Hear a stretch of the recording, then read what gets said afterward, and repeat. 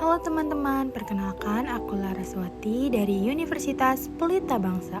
Di sini aku akan membahas PPh Final pasal 4 ayat 2 yang berfokus pada penghasilan dari sewa tanah atau bangunan. Apa sih PPh Final pasal 4 ayat 2? Yaitu pajak penghasilan atau PPh yang dikenakan atas jenis-jenis penghasilan tertentu. Tarifnya bersifat final, artinya tidak digabung dengan penghasilan lainnya. Lalu tidak ikut perhitungan pajak tahunan atau SPT tahunan biasa.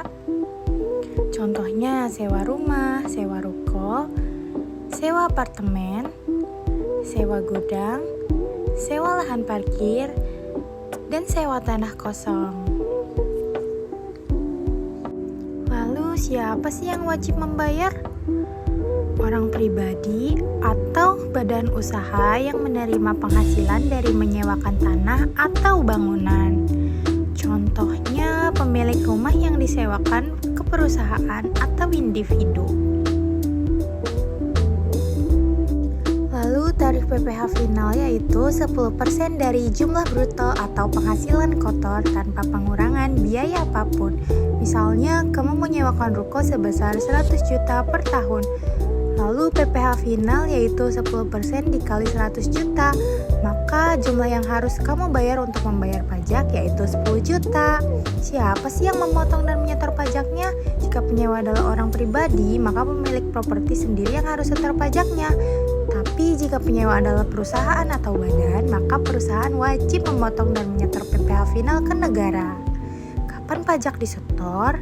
Paling lambat tanggal 10 bulan berikutnya setelah menerima penghasilan sewa. Lalu kamu bisa menggunakan kode akun pajak 411128 dan kode jenis setoran 403. Selanjutnya, contoh kasus sederhana.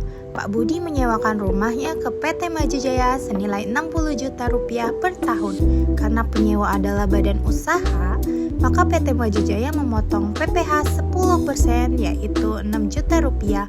Lalu Pak Budi menerima bersih dari sewa ruko sebesar 54 juta rupiah. Selanjutnya PT Maju Jaya setor ke kas negara dan membuat bukti potong. Apa sih keuntungan PPh final?